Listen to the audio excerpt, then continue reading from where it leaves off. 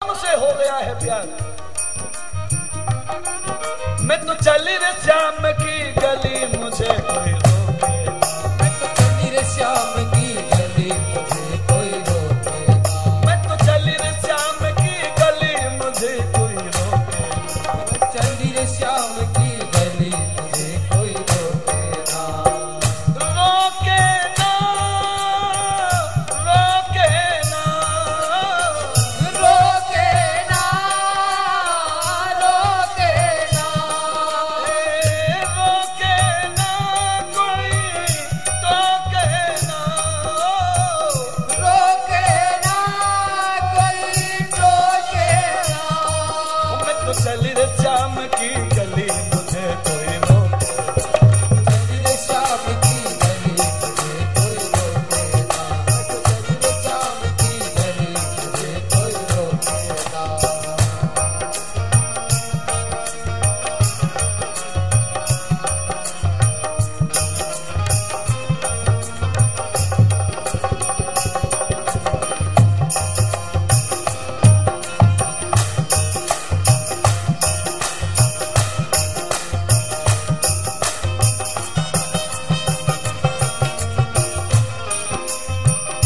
श्याम मिलन को चली अकेली।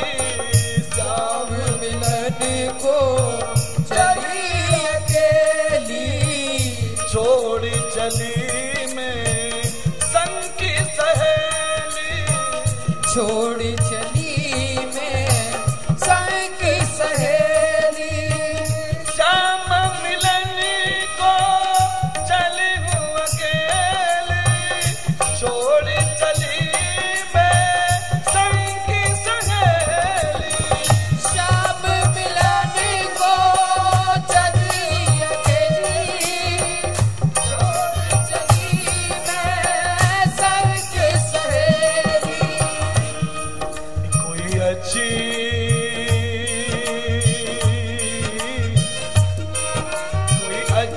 कहो या बुरी मुझे कोई रोके ना।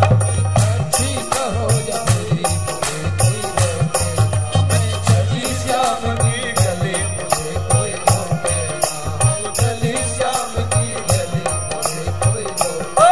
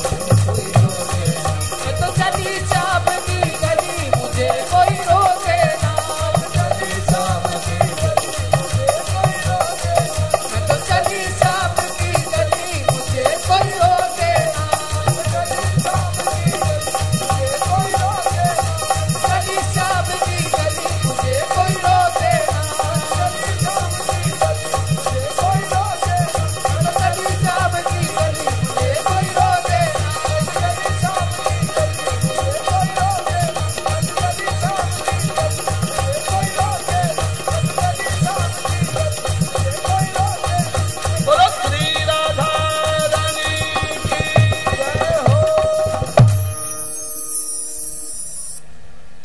सर्वस्य भूतयोगिनां जातो भक्ति स्वरूपाय तद्कथं रूपयोगश्चैव भागवत श्री शरणेश्वर। भागवत सबके जीवन का मूल स्रोत है, अर्थात भगवान के चरणारविंद है, भगवान का बांगमय स्वरूप है ये भागवत। क्योंकि जहां भक्ति है, ज्ञान है, वैराग्य है, उससे ज्यादा हमें और क्या चाहिए। आज भगवान श्री वामन की कथा सुनाकर 7वें मनमंत्र की कथा का दर्शन संपन्न हुआ। उसके बाद भागवत में थोड़ी सी कथा त्रेता युग की भी आती है। भगवान विष्णु ने अनेक अवतारों के साथ परशुराम और श्री राम अवतार भी लिया है भागवत में। और जब भगवान का राम अवतार संपन्न होता है तो उसके बाद भगवान का विश्व स्वरूप अवतार लेकर आता है, जिसके लिए हम 1 वर्ष से इंतजार कर रहे थे। आज वही दिन हमारे सामने आया है। 1 वर्ष पहले हमने ये आनंद मनाया था, पर 1 वर्ष के बाद ये आनंद हमारा 1000 लाख बट बड़ा हो गया है, क्योंकि हम इस दिन का भाव से इंतजार कर रहे थे।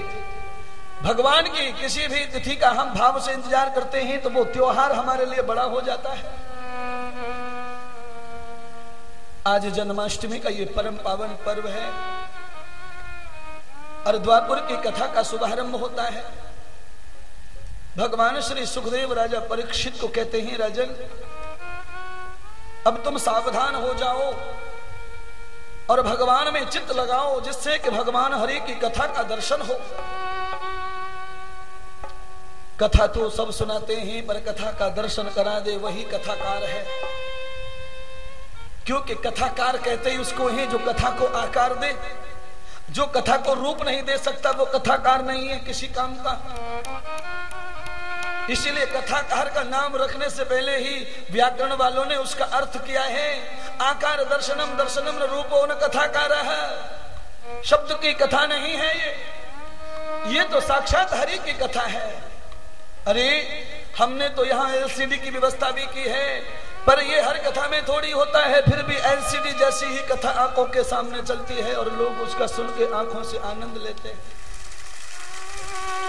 दृश्य भावे न कथा अमृतम कथा भय मेरे श्रुति ही श्रुति नाम मंत्र योगा नाम पूर्व योगो चित्तः। अरे तुम्हारे मन को, तुम्हारे कानों को, तुम्हारी बुद्धि को अगर मैं आकर्षित करता हूं अपनी तरफ, तो इसका मतलब यह है कि पूरी की पूरी कथा तुम्हारे अंदर जा रही है और अंदर जाकर क्षीर सागर बन जाती है और तुम्हें पापों को धोकर तारने के लिए खड़ी है। एक किनारा गुरु का है, एक किनारा भगवान का है। कभी भगवान के किनारे से के गुरु के घर आओ और कभी गुरु के घर से भगवान के घर जाओ। केवल बीच में है तो भागवत है। अगर भागवत के आचरण को पार कर लिया तो गुरु और भगवान दोनों ही मिल जाएंगे।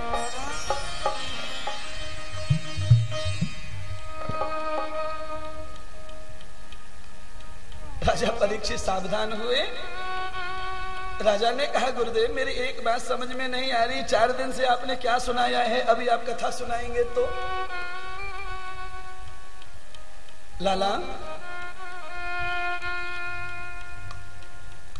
मकान बनने में कितनी देर लगती है? जब तक मकान पूरा नहीं बनता तब तक तो दीवारें दिखती हैं, कहीं लेंटर दिखता है, कहीं पिलर दिखता है। इसलिए ही परीक्षित, अभी तक जो 4 दिन से चल रहा था ये तो दीवार, प्लास्टर और पिलर चल रहे थे। अब तो मकान का डेकोरेशन होकर के अब तो वास्तु पूजन होने वाला है। और जब तक वास्तु नहीं सामने आता तब तक मकान की ख्याति नहीं समझती कि वास्तव में मकान है कैसा। आज तो सबकी शोभा बढ़ाने वाले, शोभा के भरे हुए श्री श्याम जी हमारे सामने प्रस्तुत होने वाले।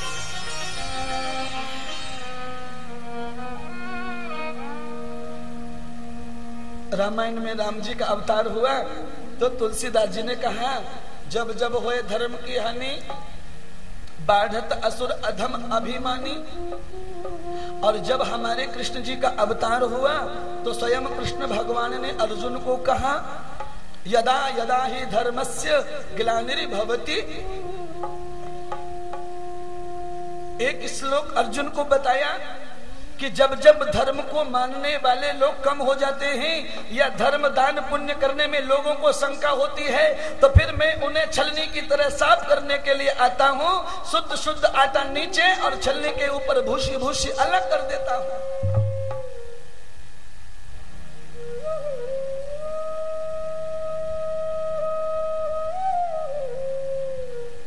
संभवामि युगे युगे,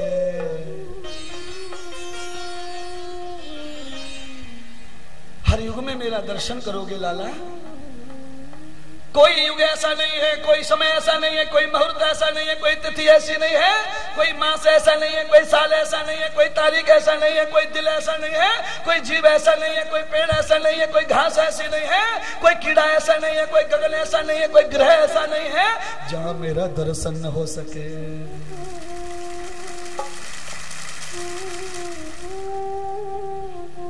यहाँ वहां कोने कोने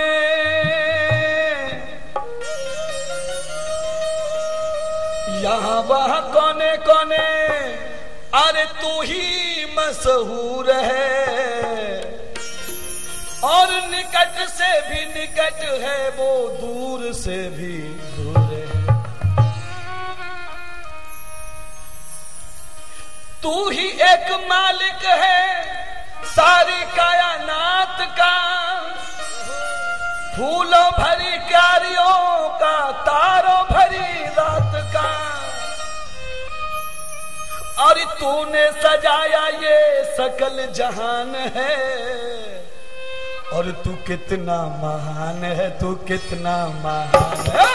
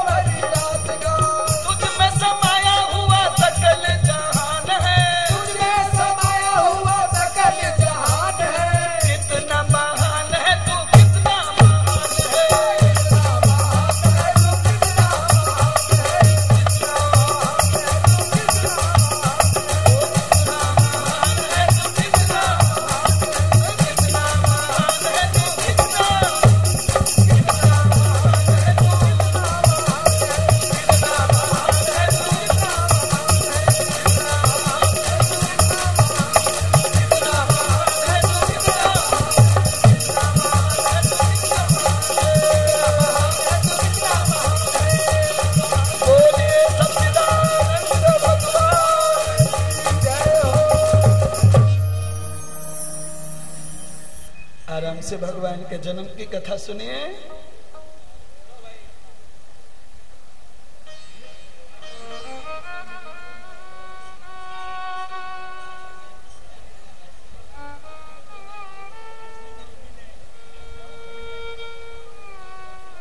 दर्शन याद रखिए, कीर्तन में भजन में कथा को ना बिसराएं। यदा यदा हि धर्मस्य ग्लानिर्भवति भारत अभ्युत्थानम धर्मस्य तदात्मानं सृजाम्य अहम्।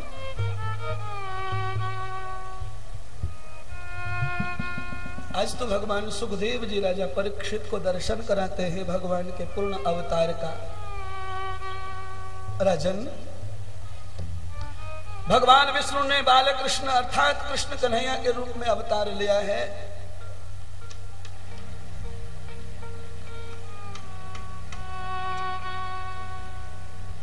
दुर्जनौ योग संपदि ही योग क्षेमो अवत्सतः। भगवान दुर्जनों के लिए अवसर लेते हैं,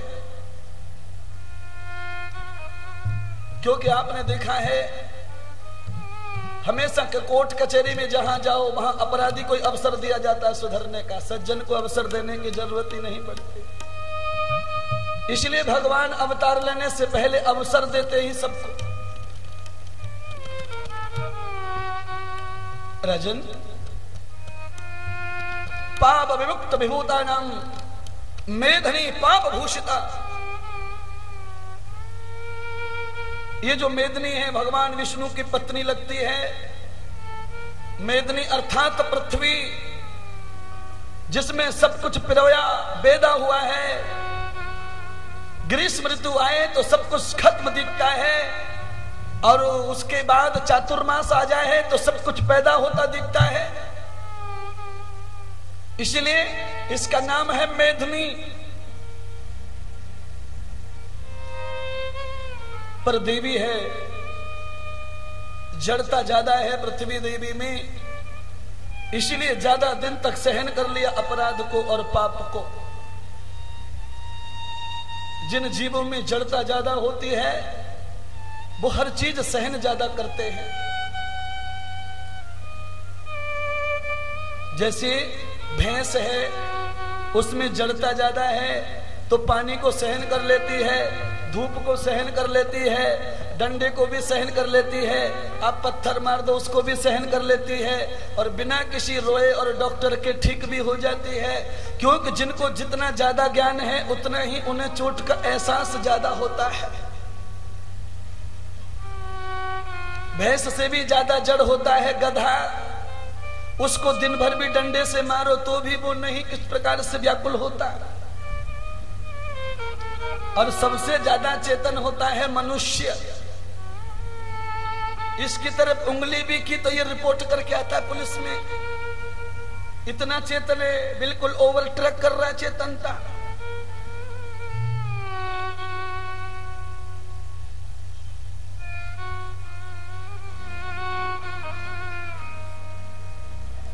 आज जड़ पृथ्वी देवी ने बहुत सहन किया, क्योंकि इनका नाम धरती भी है। जो बहुत देर तक धैर्य रखे, सहन करे, संतोष रखे, उसीलिए धरती नाम दिया इनको।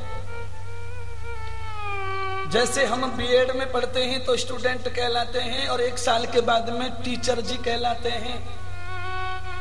तो जब ये पालन करती है तो ये माँ है, और जब ये उत्पन्न करती है तो मेदनी है, और जब ये सहन करती है तो ये पृथ्वी है।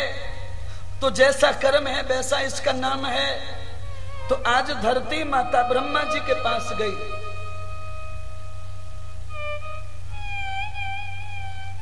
ब्रह्म पक्षित वेदिताम यथा सनो प्रतिष्ठिते आसनम गृह्यताम देवः ब्रह्मा स्तुति उपासता।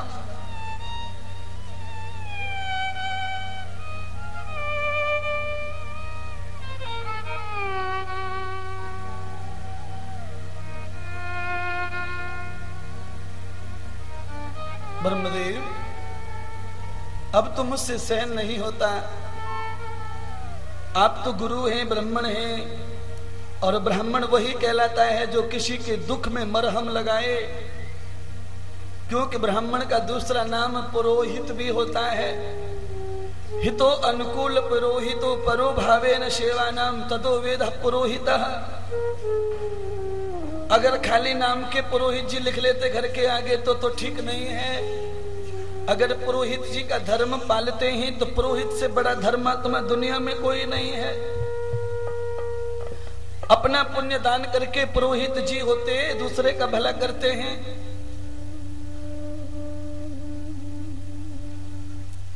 आज ब्रह्मा जी ने कहा, वैसे तो मैं तुम्हारा पुरोहित हूं, पर मैं यहां मजबूर हूं, मैं आपकी सेवा नहीं कर सकता, क्योंकि आप विष्णु की पत्नी हैं।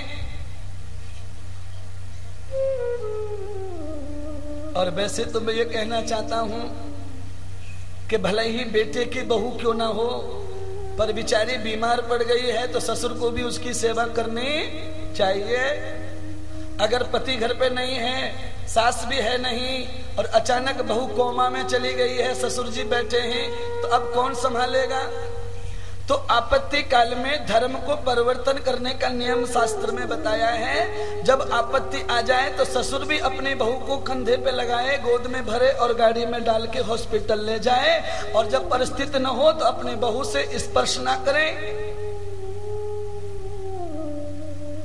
पृथ्वी माँ कहती हैं, महाराज आप सेवा में असमर्थ हैं, मैं समझ गई, क्योंकि ब्राह्मण जो होते हैं वह थोड़ी सामान्य की सेवा में करने में उनका रुचि नहीं होती है, और ब्राह्मण आप तो महान हैं, इसलिए आप मेरी सेवा नहीं करते, पर मुझे कोई ऐसा तो ज्ञान दो जिससे कि मैं दुख से बच सकूं, अपराध से बच सकूं, पापियों से बच सकूं।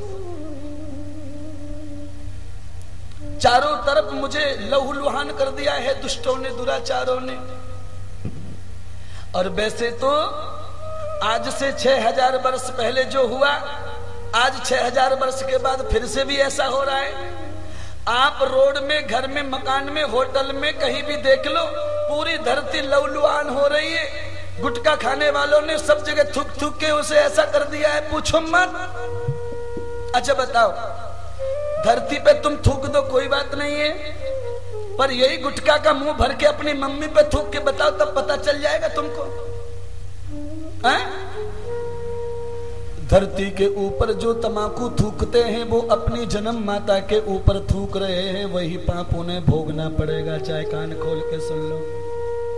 जो गुटखा खा के थूकते हैं ना, उन्हें दंड वही मिलने वाला है जो अपने माँ बाप के ऊपर थूकता है। अभी भूल में बैठे सब लोग, खाया और थूक दिया, खाया और थूक दिया। आगे चल के पता चलेगा, जब मर के शरीर छोड़ के जाओगे भगवान के धाम में, तो गुटखा खाने वालों का क्या क्या मजा आएगा वहां पर। भगवान गुटखा खाने वालों को अपने द्वार पर अपनी कुर्सी के आगे लिटाएगा, और भगवान को जो भी जुखाम होगा और गले में कफ आएगा, भगवान खांस के उसके ऊपर थूकेगा। इतना मोटा कप का, इतना मोटा मोटा कप डालेगा उसके थोपड़े पे। जब आदमी ने मोहर लगाकर एक प्रेस में छपा कर इसको कितना बड़ा मान दिया है कि सारी दुनिया को इसने घसीट के रखा है, इसके बगैर कोई काम सीधा ही होता नहीं।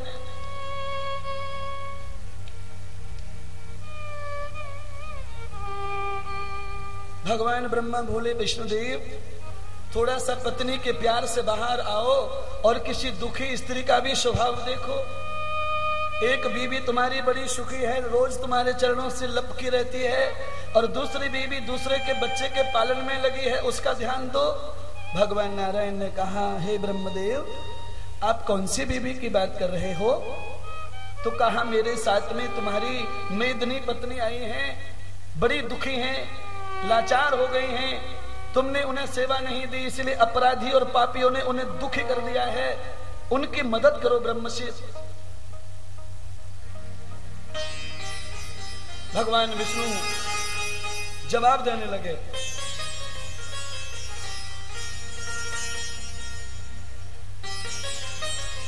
जिसको मैंने शक्ति दी है मैं उसकी मदद नहीं करता।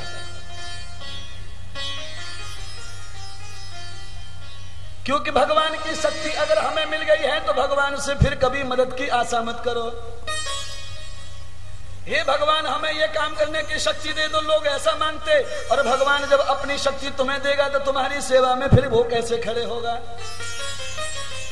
अगर कोई मेरी आंखें ले ले फिर मैं कैसे देख पाऊंगा। भगवान की शक्ति तुम ले लोगे तो भगवान मदद कैसे करेगा। भगवान से शक्ति मत मांगो, भगवान से कहो कि आप हमारे साथ रहो। आप हमारे साथ रहे तो फिर हमें कभी कोई कमजोरी नहीं आएगी।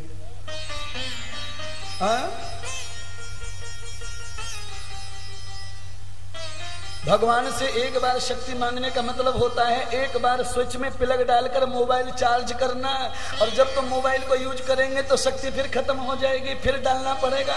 इसलिए बार बार चार्ज करने से अच्छा यह है कि साथ में रहो।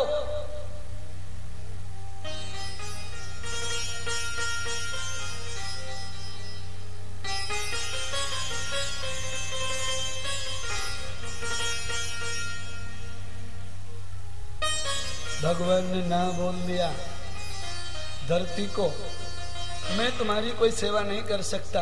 हे पृथ्वी देवी, जाइए और जाकर अपने कर्मों का फल, अपना दुख दर्द खुद भोगिए, क्योंकि इस समय मैं दूसरी दुनिया में लगा हुआ हूँ। जब से लक्ष्मी आई है तब से मैं उनका ही ध्यान रखता हूँ, और मैंने तुम्हें शक्ति, धैर्य, संतोष सब दिया है, इसीलिए तुम्हें व्याकुल नहीं होना है। जाओ जाओ और सहन करो।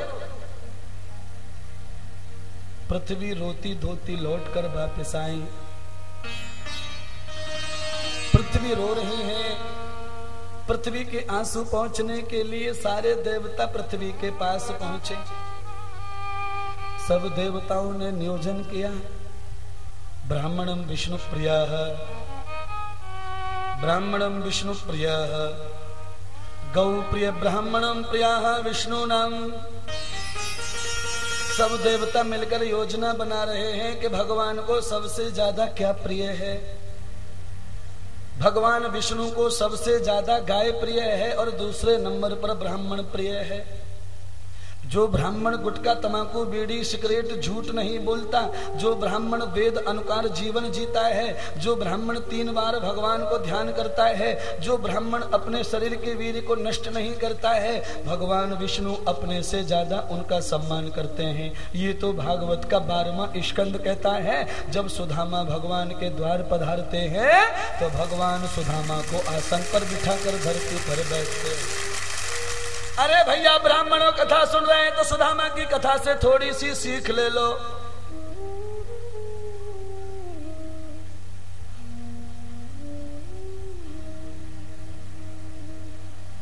राम नाम रटते रहो जब तक घट में श्वास। क्या करेंगे?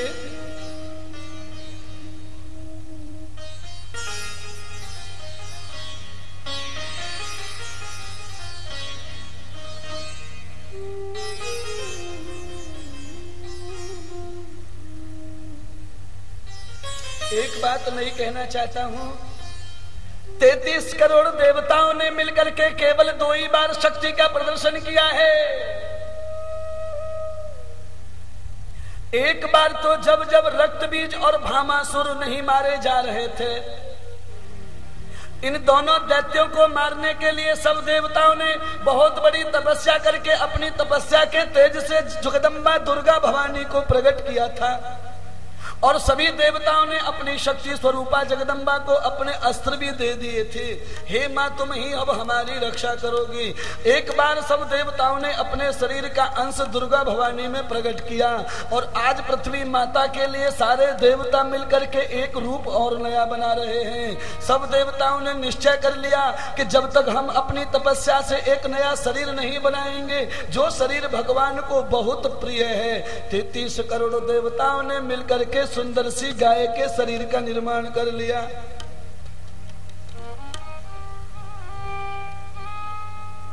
सब देवता तपस्या में बैठ गए।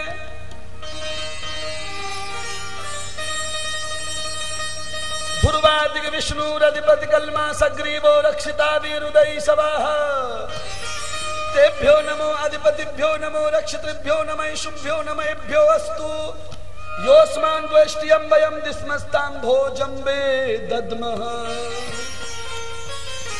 हे विष्णुदेव, ध्रुवा दुर्विष्णु रदपद शल्मा शग्रीवो वीरुद ईशव वीरु ईशव वीरु ईशु ईश वीर। यही तो है कला महाराज में, है? ईशव ईशा ईशा ईशव।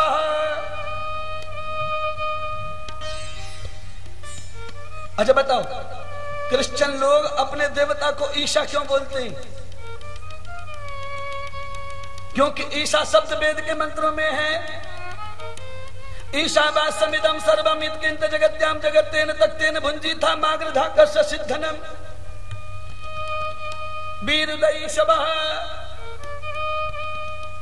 हे वीर के स्वामी, हे वीर के ईश्वर, हे सबके अंशदाता, हे परमात्मा, हमारी रक्षा करो और हमारे वीर से एक ऐसी शक्ति का जन्म हो जिसकी वजह से आपका प्राकट्य हो। 33 करोड़ देवताओं ने गहन तपस्या करके अपना तेज एक पर्वत पर स्थित किया और उस तेज से गौ माता का प्राकट्य हुआ और उस गौ माता से प्रार्थना करके देवताओं ने गौ माता को वैकुंठ में भेजा है। आप अगर जाओगी और आप पृथ्वी की तरह अपना दुख उन्हें झूठा भी बताओगी तो वो भगवान विष्णु गोपाल बनकर धरती पर चले आएंगे। आज गौ और ब्राह्मण दोनों स्तुति करते हैं भगवान की। ब्राह्मण मंत्र स्तुति कर रहे हैं और गाय जाकर भगवान के दरवाजे पर खड़ी हो गई बैकुंठ में। जो सात्विक वैष्णव लोग होते हैं वो दरवाजे पर आई हुई गाय को जरूर आहुति देते हैं। आज भगवान विष्णु ने गाय दरवाजे पर देखी, लक्ष्मी को छोड़कर गाय के पास आए, प्रणाम किया, माथा स्पर्श किया, चरण छुए और कहा, हे सबको अंदर रखने वाली, जिसमें मैं भी निवास करता हूं, जब मेरे शरीर का अंत होता है तो मैं भी तेरे ही पेट में जाता हूं और उस पेट का नाम है गौलोक। गौलोक, सारा लोक तुम्हारे पेट में है। जब सब प्रलय हो जाता है तो आदि शक्ति गौ माता ही सबको अपने पेट में स्थान देती है।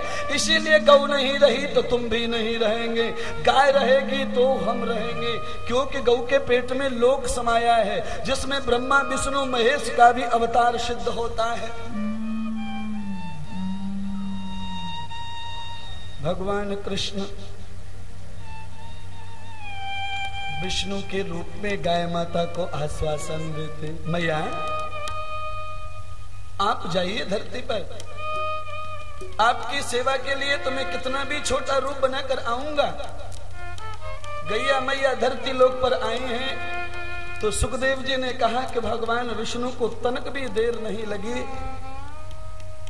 भगवान विष्णु ने उसी समय आकाशवाणी कर दी है कि मथुरा में उग्रसेन महाराज की पुत्री देवकी की कोख से मेरा जन्म होगा,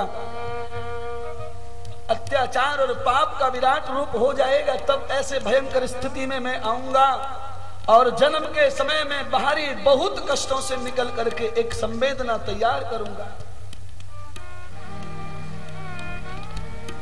जेल में कोई पैदा हो और जेल में पैदा होके भी माँ बाप से कोई जन्म लेके बिछड़ जाए, ऐसा बालक भी कभी भगवान बन जाएगा, ये तो कल्पना के भीतर नहीं आता। अनाथालय में कोई पल रहा हो और अब बाद में जाकर वो कलेक्टर बन जाए, ये भी कल्पना में नहीं आता। उग्रसेन महाराज की पुत्री देवकी का विवाह वसुदेव जी के साथ में निश्चित किया गया।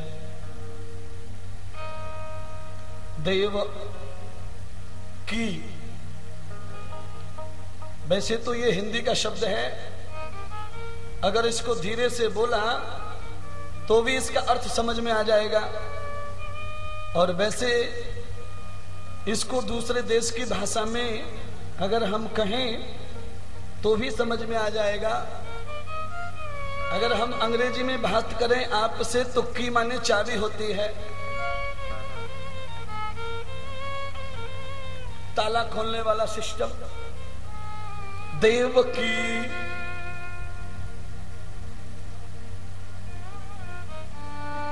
ये देवकी कोई और नहीं है, देवकी ने भगवान को पूर्ण पाने के लिए कितनी बार मां बनने का सौभाग्य प्राप्त किया, पर हर बार भगवान देवकी के पेट में तो पैदा होते पर उसे मां का प्यार नहीं दे पाते और छोड़ के चल पड़ते।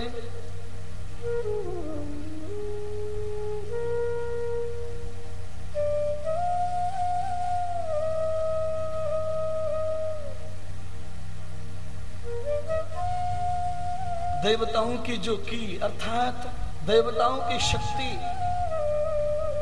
सब देवताओं की कृपा करने वाले कृष्ण की जो मां बनेगी वो देवकी है, जिसमें देव भाव है। और इसीलिए देव भाव होने के कारण ही देवकी के विवाह में बहुत विपत्तियां आई। इतनी विपत्ति आई कि देवकी के लिए वर ही मिलता नहीं। एक ही वर है पूरे ब्रजमंडल में, पर उसकी भी शादी हो चुकी है। बड़ी विडंबना है उग्रसेन महाराज के सामने। देवकी के लायक एक ही देव है, देव की। लड़की का नाम दे से शुरू होता है और लड़के का नाम की समाप्ति देव से होती है। वासुदेव,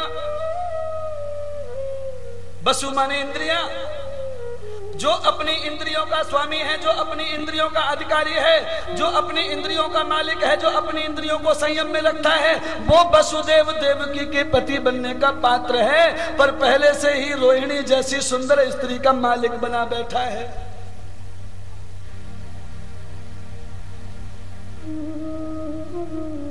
पर लड़की हो या लड़का, अपनी पवित्रता को बचा के रखे तो साल की जगह 2 साल तो लग सकती हैं, पर मैं गारंटी लेता हूं अगर कोई लड़की पूरी पवित्र है तो उसे बिल्कुल राम जैसा ही पति मिलेगा। अगर कोई लड़का पूरा पवित्र है तो उसे सीता जैसी ही पत्नी मिलेगी। भगवान के घर देर है पर अंधेर नहीं।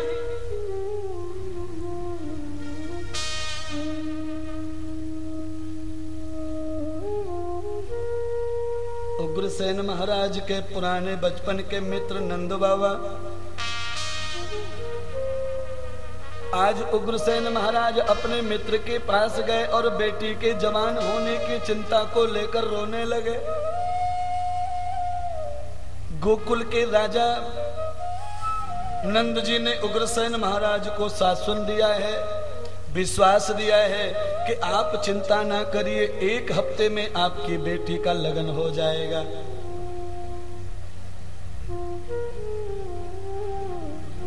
नंद जी की पत्नी यशोदा उनकी बहन है,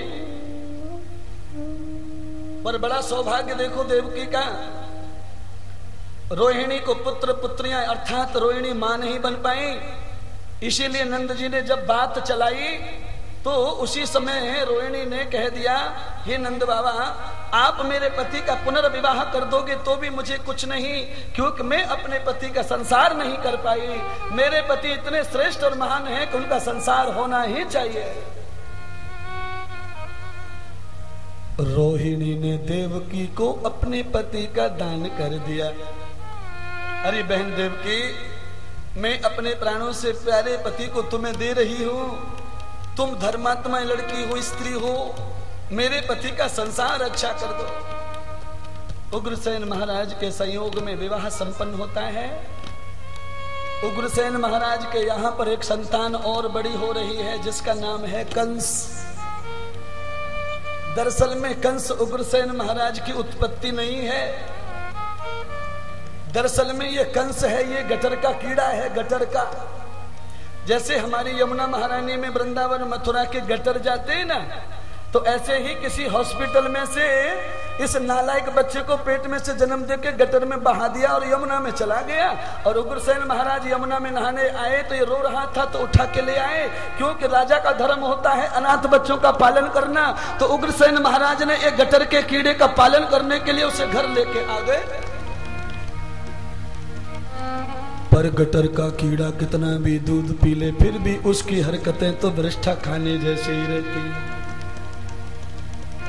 जैसे सांप को दूध पिलाकर आप उसमें अमृत नहीं बना सकते, ऐसे ही गटर के कीड़े को दूध पिलाकर आप उसे इंसान नहीं बना सकते। कितने भी संस्कार देने के बाद में खून का अंश तो रहता है जिंदा, ये तो विज्ञान कह रहा है।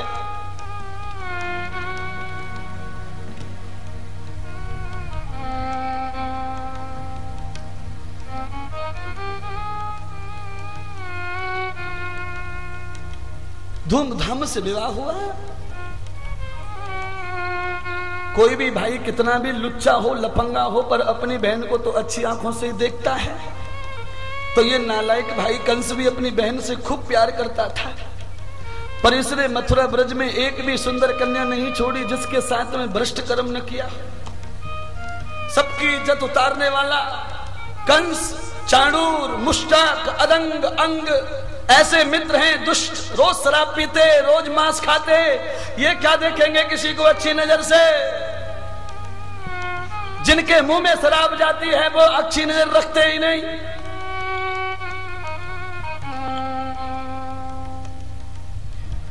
क्योंकि शराब के अंदर कलयुग का वास है। कली सयानो भवती संजनहानस्त द्वापुरः। कलयुग जब अंदर आता है तो आंख बंद हो जाती है, और जब आंख बंद होती है तो अच्छाई बुराई पाप पुण्य बेटी बहन कुछ भी दिखाई देती नहीं, खाली पाप ही दिखाई देता है। बोलो सतगुरुदेव भगवान जय। श्री कृष्ण गोविंद हरे मुरारी, हे नाथ नारायण वासुदेवा। श्री कृष्ण गोविंद हरे मुरारी, हे नाथ नारायण वासुदेवा। नारायण वासुदेवा, हे नाथ नारायण वासुदेवा। देखिए पूरे भाई बहनों से मैं कह रहा हूं कि सावधान हो जाइए।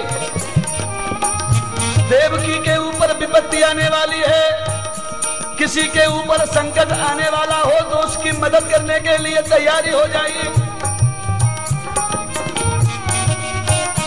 हरे राम हरे हरे राम, राम राम हरे हरे, हरे राम हरे राम, राम राम हरे हरे।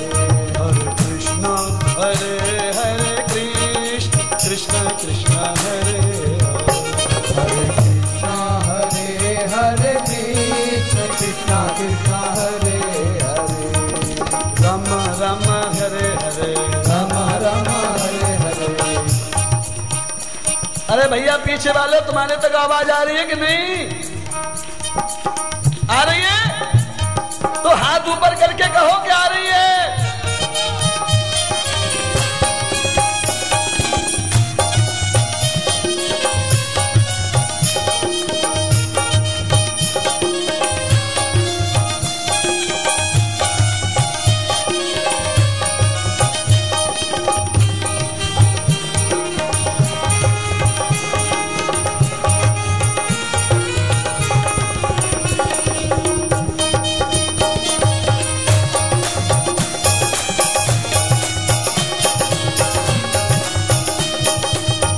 राष्ट्रपिता ने त्यागे प्राण, राष्ट्रपिता ने त्यागे प्राण, मुख से